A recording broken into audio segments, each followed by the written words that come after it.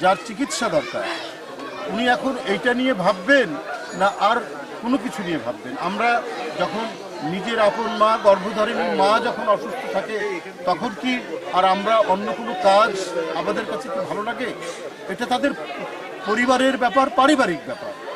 আমরা রাজনীতি করি, বিএনপির রাজনীতি করি, জাতীয়তাবাদী রাজনীতি করি, মানুষের মধ্যে রাজনীতি করি। বিষয়টা আমি এই মুহূর্তে যে মানে দেশনেত্রী বেগম খালেদা জিয়ার যে সুস্থতা, রোগ মুক্তি, এটাই আমাদের কাছে মুখ্য বিষয়।